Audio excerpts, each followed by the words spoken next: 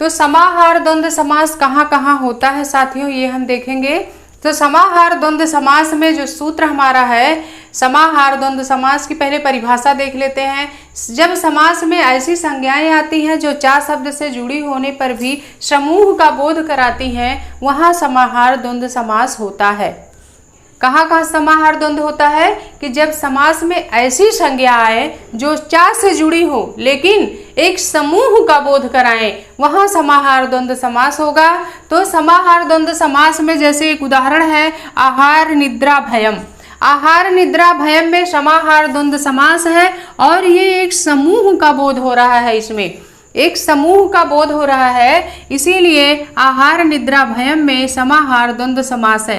अब समूह का बोध कैसे हो रहा है, समूह में जैसे आहार निद्रा और भय ये तीन शब्द है, तो इस संसार के जितने प्राणी हैं, जितने जीव है प्राणी हैं, सबको किसकी जरूरत होती है, आहार यानी खाने पीने की आवश्यकता होती है, और सभी को निद्रा यानी नींद की आवश्यकता होती है, और सभी को किसकी आवश्यकता होती है, किससे डर रहता है, भय से। सबको भय से डर रहता है, यानी सबको भोजन की आवश्यकता है, सबको नींद की आवश्यकता है और सभी में डर भी रहता है। तो यहाँ आहार निद्रा भय यानी संपूर्ण प्राणी जगत के जीवों की जब बात है तो समूह का एक समूह बन रहा है, समूह का बोध हो रहा है। इसीलिए आहार निद्रा भयम ये जो हमारा समस्त पद बना, इसमें समाहार द्वंद्व समास है। और समाहार द्वंद्व समास जो हमेशा किसमें होता है, नपुंसक लिंग में होता है और एक वचन में होता है। इस चीज को हमें याद रखना है। इसलिए आहार निद्रा भयम जो हमारा समस्त पद बना साथियों, वह नपुंसक लिंग में है और एक वचन में है।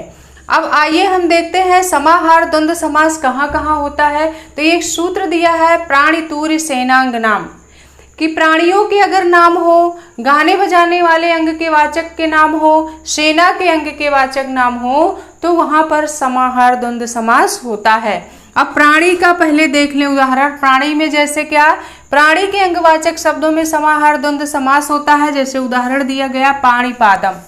पाणिपादम में समाहार द्वंद्व समास है और पाणिपादम ये जो समस्त पद है हमारा, ये नपुंसक लिंग में बना है और एक वचन में बना है।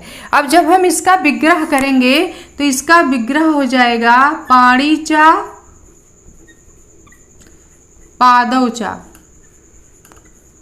पाणिचा पादौचा होगा और समस्त पद हमारा बनेगा पाणिपादम।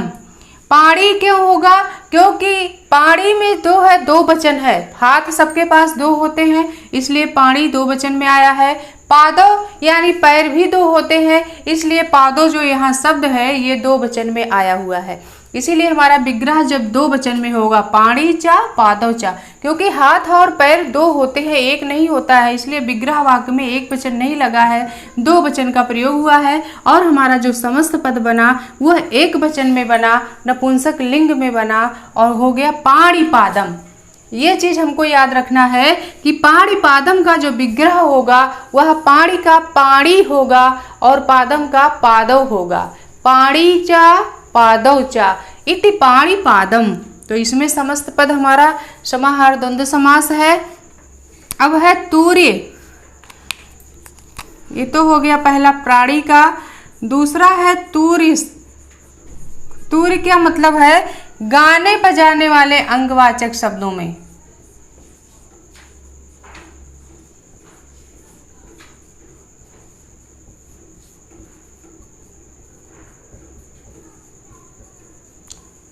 गाने बजाने वाले अंगवाचक शब्दों में समाहार द्वंद्व होता है। अब गाने बजाने वाले अंगवाचक शब्द कौन है, जैसे इसके अंतर्गत इन्होंने एक उदाहरण आया है मार्दांगिक पाणविकम।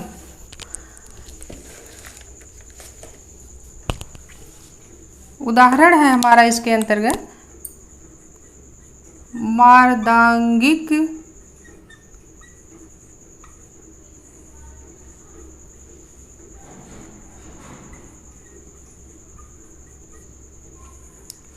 मार्दांगिक पाणविकम शब्द है। अब ये मार्दांगिक पाणविकम हमारा समस्त पद है और मार्दांगिक पाणविकम में समाहार द्वंद्व समास है। कैसे है कि मार्दांगिक और पाणविक, ये मृदंग और पाणविक यानी हाथ से बजाने वाला कोई वाद्य यंत्र है, उसका नाम पड़व है। क्या है? पड़व है, पाणविक। तो मार्दांगिक यानी मृदंग और पड़व, ये दो जो है गाने बजाने वाले अंग के वाचक है। पड़व यानी पखावर जिसको कहते हैं, एक प्रकार का वाद्य यंत्र है, पहले लोग बजाते थे। तो मृदंग और ये पखावर यानी पाणविक, ये दो गाने बजाने वाले अंग के वाचक शब्द हैं, इसलिए इसमें समाहार द्वंद्व समास हुआ है। और ये हमारा समस्त पद नपुंसक लिंग एक वचन में बना है। और इसका विग्रह वाक्य होगा मार्दांगिकश्चा पाणविकश्चा।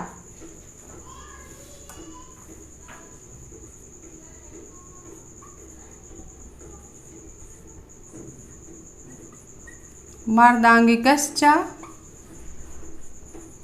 पाणविकश्चा।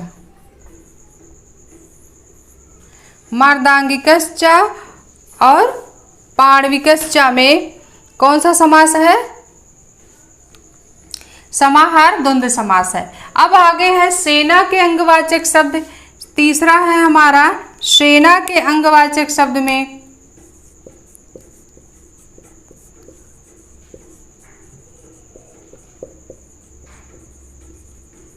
सेना के अंगवाचक शब्द में क्या होता है? समाहार द्वंद्व समास। सेना के अंगवाचक शब्द के अंतर्गत जैसे उदाहरण इसमें दिया हुआ है, पदात्ते अश्वारोहम।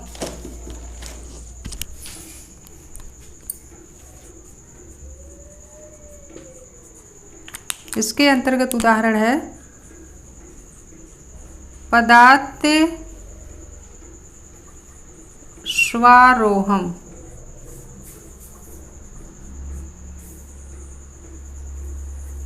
पदात्याश्वारोहम में समाहार द्वंद्व समास है, क्योंकि ये सेना के अंगवाचक शब्द है। पदार्थ यानी पैदल, अश्वारोहम यानी घुड़सवार सैनिक। कुछ पैदल सैनिक हैं और कुछ घुड़सवार सैनिक हैं। ये दो जो हैं क्या है? सेना के अंगवाचक शब्द हैं, इसीलिए इसमें समाहार द्वंद्व समास हुआ है। और जब हम इसका विग्रह करेंगे तो हमारा ये विग्रह वाक्य हो जाएगा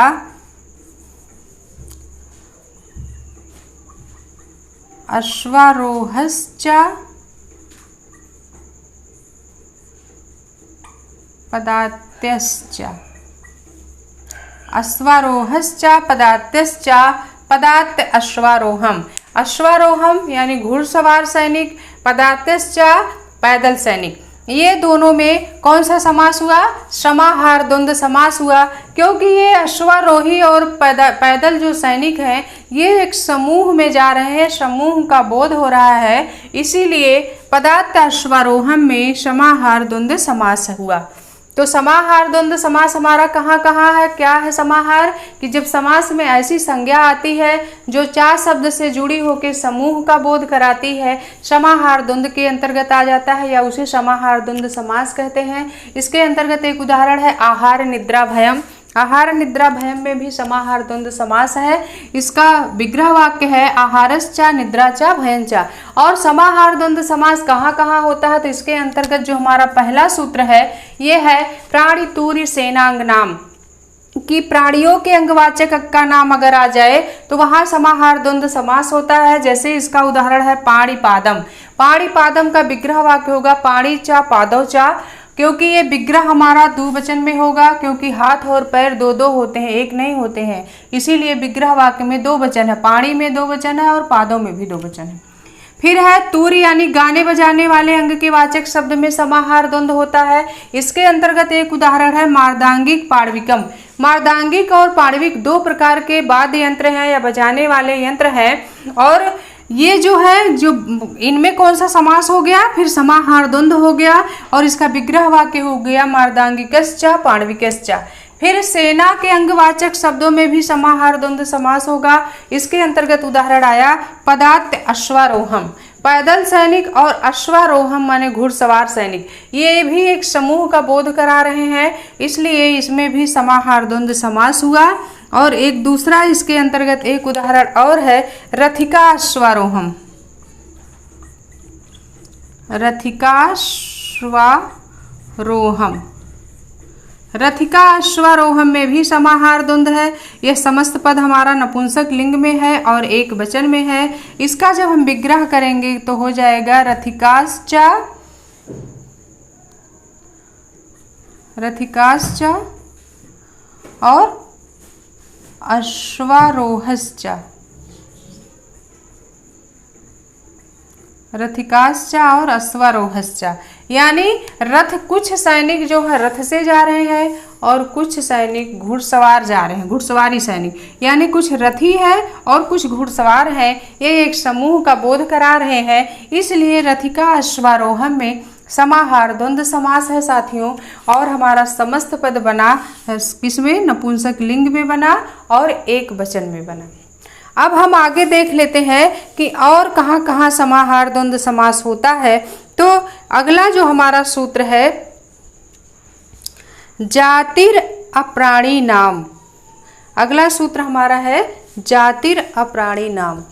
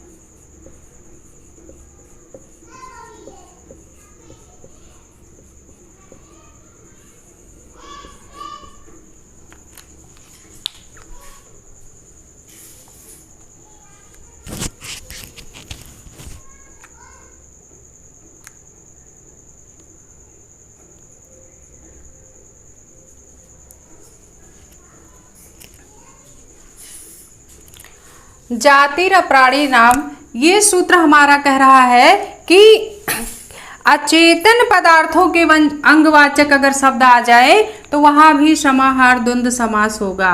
अचेतन पदार्थ के वाचक शब्द, अचेतन पदार्थ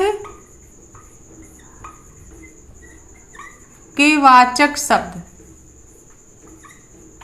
अचेतन पदार्थ के वाचक शब्द में भी क्या होता है? समाहार द्वंद्व समास होता है। जैसे इसके अंतर्गत उदाहरण एक आया है, उदाहरण हमारा है गोधूम चड़कम।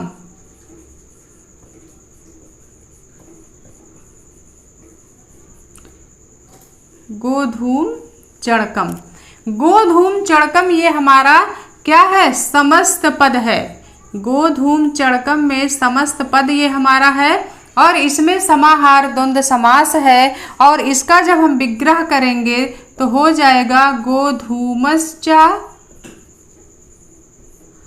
और चड़कमचा। गोधूमश्चा, चड़कम में चड़कश्चा है। गोधूमश्चा चड़कश्चा, गोधूम चड़कम। गोधूम चड़कम में हमारा ये समस्त पद है और किसमें है? नपुंसक लिंग में है और एक वचन में है। क्या है कि जातिर प्राणी नाम के अंतर्गत गोधूम चड़कम उदाहरण हमारा आया है। जातिर प्राणी नाम यानी अचेतन पदार्थ के जो वाचक शब्द हैं, अचेतन पदार्थ, उनमें कौन सा समास होगा? समाहार द्वंद्व समास होगा। और इसके अंतर्गत एक उदाहरण यहाँ रखा गया है, गोधूम चड़कस। गोधूम चड़कम में क्या है? समाहार द्वंद्व समास है, नपुंसक लिंग में बना है और एक वचन में है। गोधूम का मतलब होता है गेहूं और चड़कस का मतलब होता है चना। गेहूं और चना ये अचेतन पदार्थ है, ये चेतन नहीं है। गेहूं और चना जो कैसा पदार्थ हमारा है? अचेतन पदार्थ है, चेतन नहीं है। इसीलिए गोधूम चड़कम में हमें कौन सा समास हो गया? समाहार द्वंद्व समास हो गया और यह नपुंसक लिंग में बना, एक वचन में बना। किस सूत्र से? जातिर प्राणी नाम सूत्र के अंतर्गत ये उदाहरण आया है। फिर है अगला सूत्र हमारा विशिष्ट लिंगो नदी देश ग्रामा। विशिष्ट लिंगो नदी देश ग्रामा, ये इसके अंतर्गत जो चीजें आएंगी वो भी समाहार द्वंद्व समास ही कहलाएंगी। ये कह रहा है कि विशिष्ट लिंगो, भिन्न लिंग वाले अगर किसके नाम हो, नदी, नदियों के नाम हो तो वहां समाहार द्वंद्व होगा।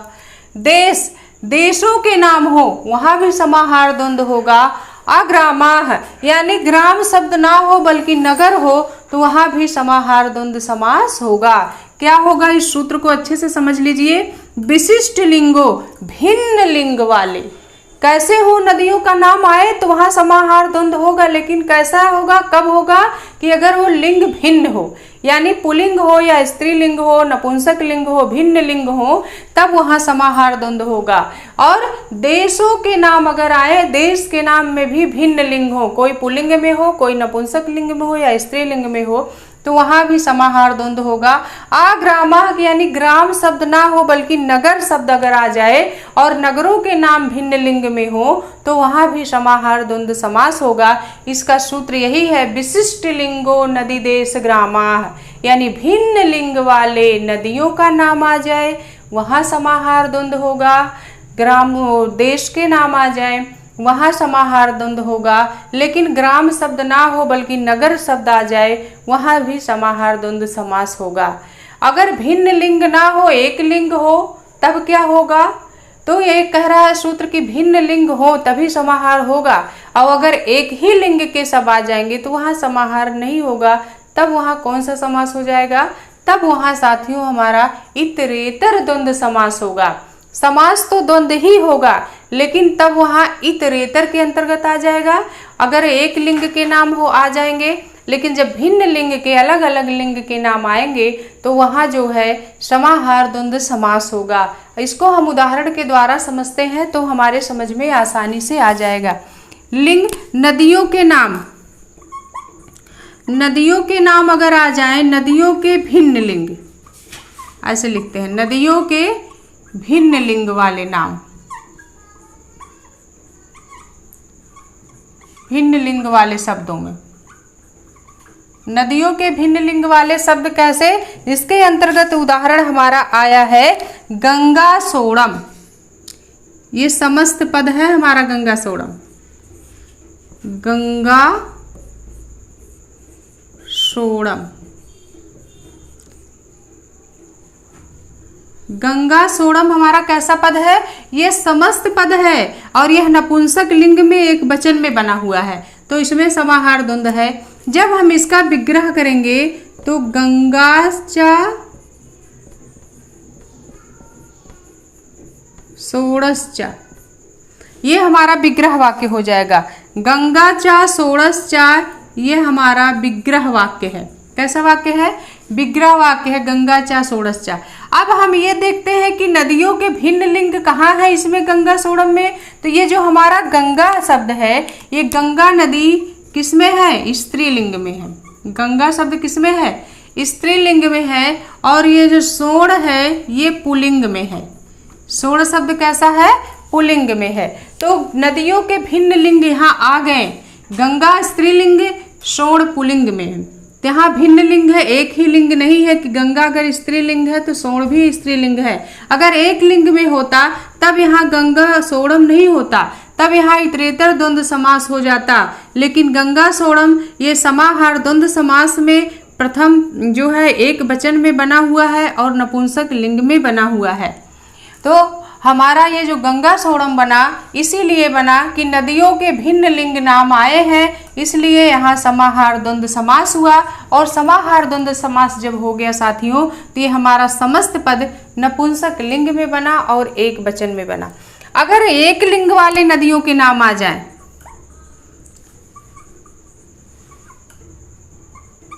एक लिंग वाले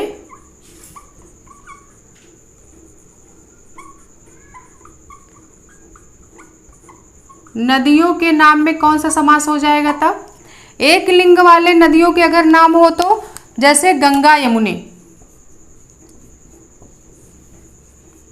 गंगा यमुने, गंगा यमुने ये हमारा समस्त पद है और इसमें द्वंद्व समास है। लेकिन जब हम इसका विग्रह करेंगे तो हमारा विग्रह होगा गंगा चा यमुना चा।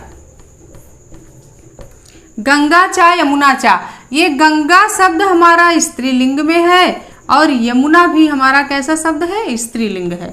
अब यहाँ एक ही लिंग आ गए ना, गंगा भी स्त्रीलिंग में है, यमुना भी स्त्रीलिंग शब्द है, और हमारा जब ये समस्त पदा बना तो गंगा यमुनम नहीं बना बल्कि गंगा यमुने बन गया। और गंगा यमुने क्यों बना, क्योंकि इसमें इतरेतर द्वंद्व समास हो गया।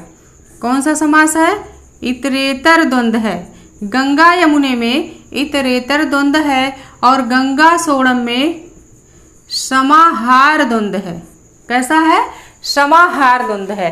अब समाहार द्वंद्व समास नपुंसक लिंग में होता है, एक वचन में होता है, इसीलिए गंगा सोड़म में नपुंसक लिंग है और एक वचन है, क्योंकि यहाँ नदियों के भिन्न लिंग वाले नाम आए हैं। लेकिन अगर नदियों के एक ही लिंग वाले नाम आए तो क्या होगा, अगर नदियों के एक लिंग वाले नाम आते हैं तो वहाँ भी द्वंद्व समास होगा, लेकिन समाहार तब नहीं होगा, तब इतरेतर हो जाएगा। कौन सा समास हो जाएगा, इतरेतर हो जाएगा। क्योंकि इतरेतर द्वंद्व समास कहता है जब समास में आए हुए दोनों शब्द, दो संज्ञाएं अपनी प्रधानता और अपना व्यक्तित्व अलग अलग रखते हैं, तब वहाँ इतरेतर द्वंद्व समास होता है। तो यहाँ गंगा और यमुना दो शब्द आए हैं। गंगा और यमुना, गंगा का अपना अलग प्रधानता है, अपना अलग व्यक्तित्व है, यमुना का अपना अलग प्रधानता है। गंगा का अलग प्रधानता है, यमुना का अलग प्रधानता है। गंगा नदी सबसे पवित्र नदी मानी गई है। भारत की सर्वश्रेष्ठ नदियों में गंगा जी की गिनती होती है, तो इनकी प्रधानता अलग है और यमुना जी की भी प्रधानता अपनी जगह पे है और अलग है। इसीलिए यहाँ गंगा और यमुना दोनों स्त्रीलिंग शब्द हैं, तो गंगा यमुना में इतरेतर द्वंद्व समास हो गया। लेकिन गंगा सोड़म में इतरेतर द्वंद्व नहीं होगा, यहाँ समाहार द्वंद्व समास होगा। किस सूत्र से होगा, विशिष्ट लिंगो नदी देश ग्रामा, कि नदियों के भिन्न लिंग वाले अगर नाम आ जाए तो वहाँ समाहार द्वंद्व समास होगा। और जब समाहार द्वंद्व होगा तो हमारा समस्त पद किस में जाएगा, नपुंसक लिंग में जाएगा और एक वचन में जाएगा। इसीलिए गंगा सोड़म में नपुंसक लिंग है और एक वचन है। अब आया देशों के नाम अगर हों, देशों के भिन्न लिंग वाले नाम हो तब क्या होगा, देशों के भिन्न लिंग वाले नाम,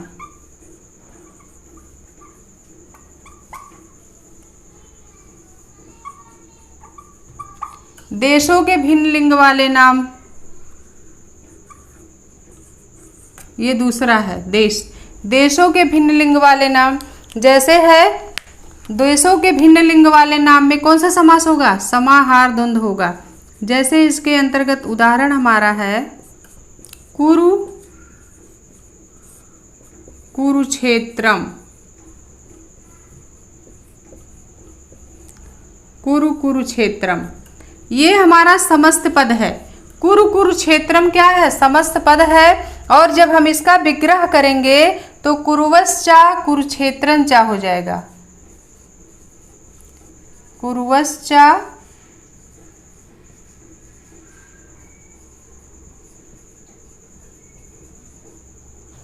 कुरुक्षेत्रंचा, कुरुवश्चा कुरुक्षेत्रंचा में कौन सा समास है, समाहार द्वंद्व समास है। ये हमारा विग्रह है। कुरुवश्चा एक कुरु प्रदेश है और कुरुक्षेत्रंचा, कुरुक्षेत्र एक मैदान है। कुरु प्रदेश है, कुरुक्षेत्रम क्या है, एक मैदान है। और कुरु शब्द हमारा ये किसमें है, पुल्लिंग में है। और कुरुक्षेत्रम ये हमारा नपुंसक लिंग शब्द है। कैसा शब्द है, नपुंसक लिंग। ये पुल्लिंग है कुरु शब्द और कुरुक्षेत्रम नपुंसक लिंग में है। तो यहाँ देश के जो नाम आए हैं कुरु और कुरुक्षेत्रम, ये भिन्न लिंग वाले हैं। एक तो पुल्लिंग में है और दूसरा किसमें है, नपुंसक लिंग में है। इसीलिए कुरुक्षेत्रम में समाहार द्वंद्व समास हुआ और हमारा समस्त पद बना नपुंसक लिंग एक वचन में कुरुक्षेत्रम। तो देशों के भिन्न लिंग वाले नाम जहाँ आ जाए वहाँ कौन सा समास होगा, समाहार द्वंद्व होगा। जैसे इसके अंतर्गत ये उदाहरण है कुरुक्षेत्रम यानी कुरुवश्चा कुरुक्षेत्रम चा। और क्या शब्द है, ग्रामाः अगर ग्रामों के नाम आ जाए तब क्या होगा?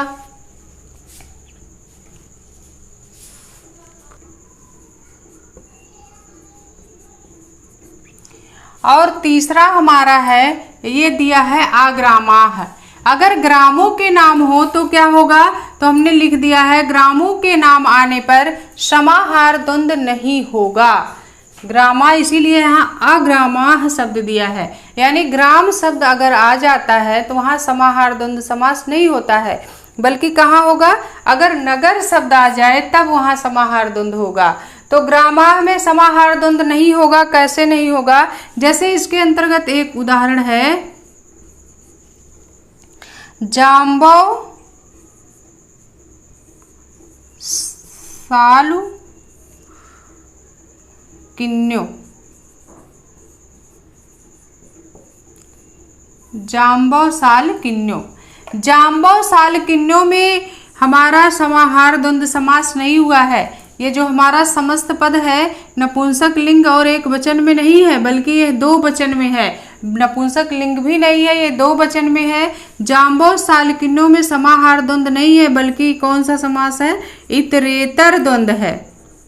इतरेतर द्वंद्व समास है और इसका विग्रह वाक्य हो जाएगा जाम्बवम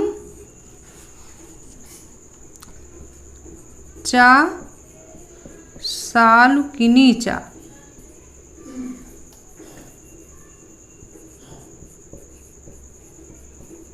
सालुकिनी। जाम्बवम चा सालुकिनी चा।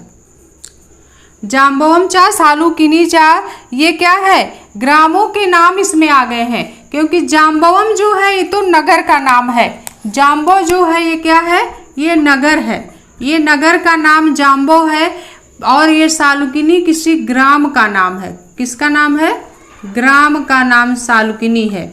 सालुकिनी ग्राम का नाम है और जाम्बव नगर का नाम है। तो यहाँ ग्राम का नाम जो सालुकिनी आ गया है, इसीलिए यहाँ समाहार द्वंद्व समास नहीं हुआ है, बल्कि इतरेतर हो गया है। जाम्बवम चा सालुकिनी चा, यानी नगर और गांव। तो नगर और गांव दो हो गए और ये हमारा समस्त द्विवचन में बन गया। क्यों बना? क्योंकि यहाँ इतरेतर द्वंद्व समास हो रहा है। ग्राम के नाम जहाँ भी आ जाएंगे साथियों, इतना हमें याद रखना है, वहाँ समाहार हो ही नहीं सकता। वहाँ समाहार नहीं होगा, बल्कि वहाँ इतरेतर द्वंद्व समास होगा। समाहार द्वंद्व समास नहीं होगा, बल्कि कौन सा समास हो जाएगा?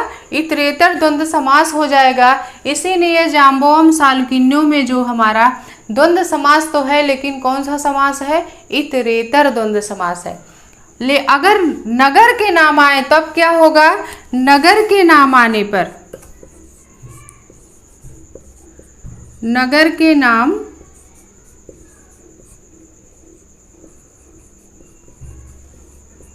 आने पर समाहार होगा।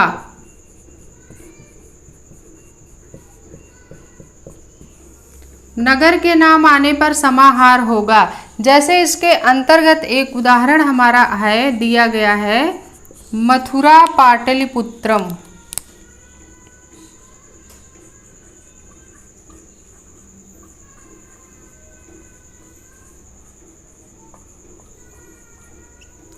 मथुरा पाटलिपुत्रम। मथुरा पाटलिपुत्रम में कौन सा समास होगा? समाहार द्वंद्व समास होगा। यह क्योंकि यह समस्त पद हमारा किसमें है? नपुंसक लिंग में है साथियों, और एक वचन में है। तो यह हम इसमें मथुरा पाटलिपुत्रम में समाहार द्वंद्व समास है। और जब हम इसका विग्रह करेंगे तो हो जाएगा हमारा मथुरा चा पाटलिपुत्रम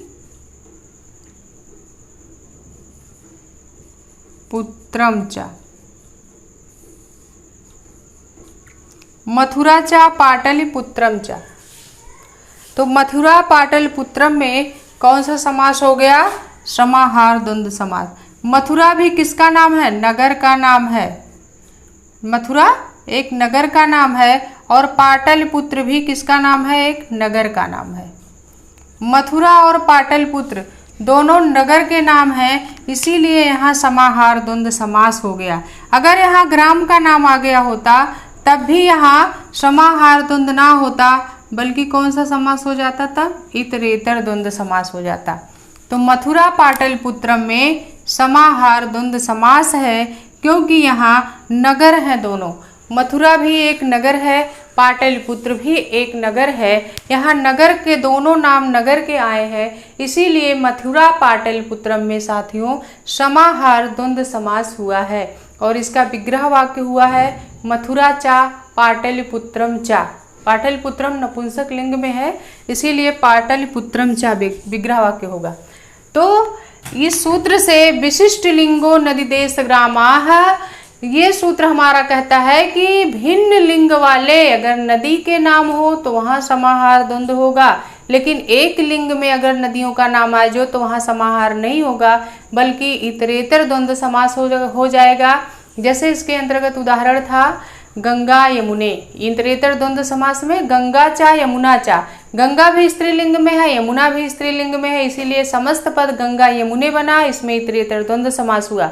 लेकिन नदियों के भिन्न लिंग में समाहार द्वंद्व समास हुआ, जैसे उसके अंतर्गत हमने उदाहरण बताया गंगा सोड़म, गंगा चा सोड़स चा।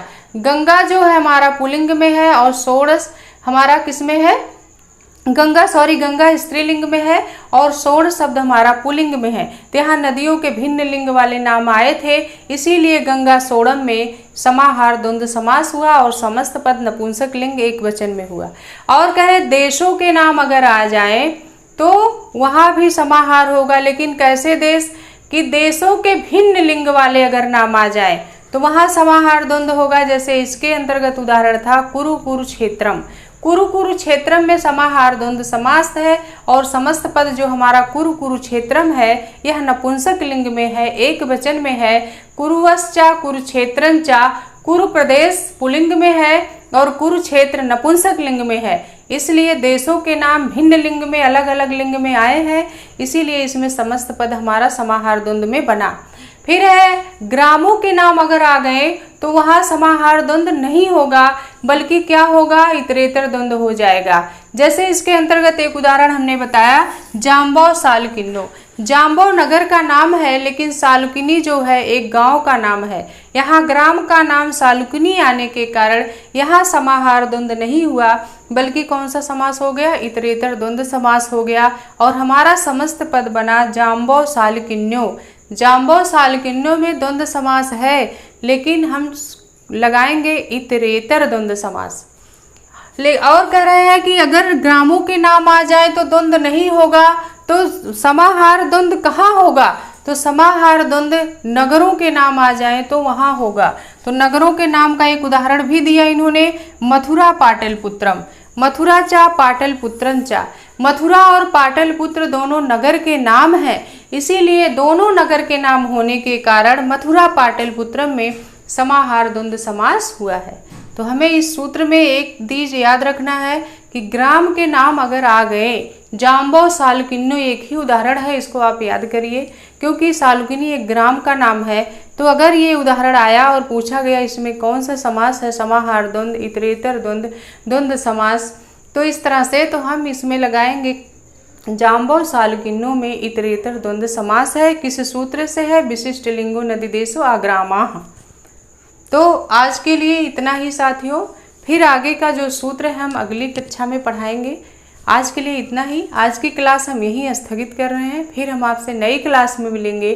तब तक के लिए साथियों नमो नमः, नमः संस्कृताय।